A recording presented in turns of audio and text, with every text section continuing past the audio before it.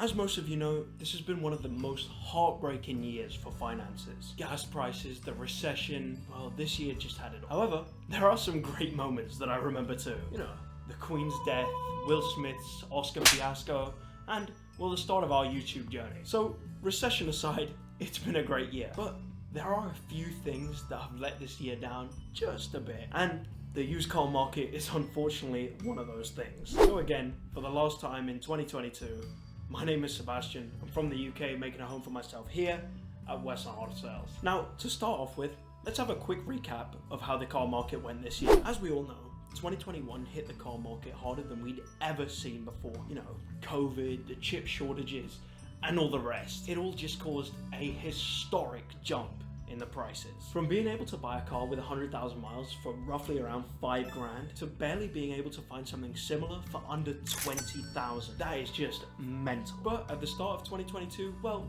we saw a slight fall in those prices. Woo! And being part of a dealership, well, it allowed me to see these issues and these price falls, well, firsthand, you know, such as going to dealer auctions or even just seeing big dealers with inventories under 80 cars. But I kept noticing that every time I was going, the prices just kept coming down and down and down. Finally, a sign of great times, I thought. But as per usual, well, it plateaued at a stupidly high price. Then we had the dreaded gas price increase, which I know for a fact impacted at least 90% of us. Gas prices over $5, even $6, and I saw some in LA over $7. Just a ridiculous time, at least for us Californians. Not to rule out any other states or even countries. I know it was a strange time for all. But how did that affect the car market? Well, it actually did in a number of ways. Firstly, the prices of sedans, especially EVs or hybrids, well, they hiked to prices we had never even seen before. The most we'd ever had to pay for vehicles. And for the first time, well, people actually wanted a Toyota Prius. You foul cretin.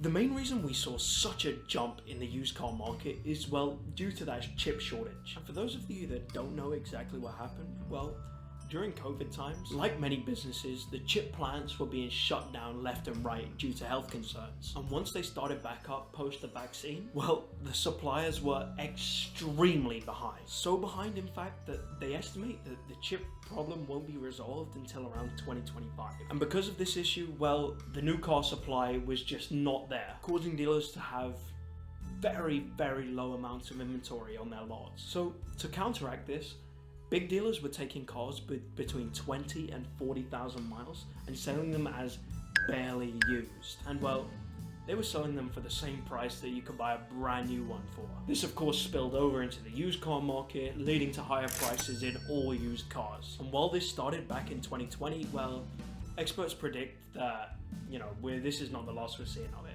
It's gonna spill over into the next years, at least for the next couple of years. So this market is going to stay crazy for a while, ladies and gentlemen. One thing I did have to talk about in this video as well is, well, the stimulus checks. Most of us received 1, 2, even 3 stimulus checks, and this actually also impacted the market very drastically, especially for a dealership like us, Westland Auto Sales. People just had tons more cash in their pockets. So new car sales went up 6%, but the used car market, well, it ended up going down. Well, people didn't need to go with the cheaper cars because they had enough money in their pockets that they could afford a down payment for a brand new vehicle. But again, there's always downfalls with this kind of stuff because the repossession rates hiked upwards because of course people with these inflated down payments were getting approved much easier with the banks with really no means to pay the bank loan after. Credit is another factor that is affected directly by this. As of 2022, 1/3 of Americans have subpar credit, or less than a 600 score to be precise. The lowest we've seen in decades. And I know you guys want to be part of the 2/3, so go watch my videos on credit. They're pretty good. Shameless plug, what can I say? Now, what do I think going into 2023? How's the market gonna react? And even with years of experience obviously it's impossible to tell the future because truthfully, we've never seen a market as volatile as this since 2008. And I'm not even just talking about the car market either. Housing prices shot up, the stock market is up and down like a yo-yo, and the banks are handing out high interest rates like it's candy on Halloween. And they don't seem to be holding back anytime soon, I tell you that. But all of this leads me to believe we're in for a bright future in 2023. And I know, it doesn't sound like it is, but this is my truthful prediction. Bank loans are going to stay high. However, subprime lenders are going to prosper, especially businesses such as Westland themselves. Because, well, people still need vehicles. Always, right? The electric vehicle spike, well, it's still going to continue going upwards, especially here in California, just because now it is going to be required to have one by 2030. And there's going to be a decline in the used car market. Significant decline. Why do I say that, you ask? Well, based on my data from the last few months of the auctions, the prices are coming down at a steady 3% roughly. So I believe that they are going to continue to come down. And secondly, the reason I say that, well, my gut's telling me so. I know it's not a very valuable source, but you know what they say, trust your gut, baby. Now, on to what most of you have been waiting for. Was 2022 a good year to purchase a car? Alright, well, it wouldn't be very interesting if I just came out and sort of told you. So let me give you some pros and cons. Right, so one good thing about buying this year is, well, if you bought an EV, well, good for you. You're about to make a ton of money. Because, well, the market predicts an average of an 8% increase in electric vehicles over the next few years. Of course, minus any major spikes from big lenders such as Ford giving us the super EV or anything like that, you know? That's a good bang for your buck buying that EV. So, well done to you. Congrats. However, if you bought new, well, it was reported that 87% of new vehicles were equal or more than sticker price. Dealers were also able to give you every fee in the book. They went from chip shortage fee to reduced inventory fee.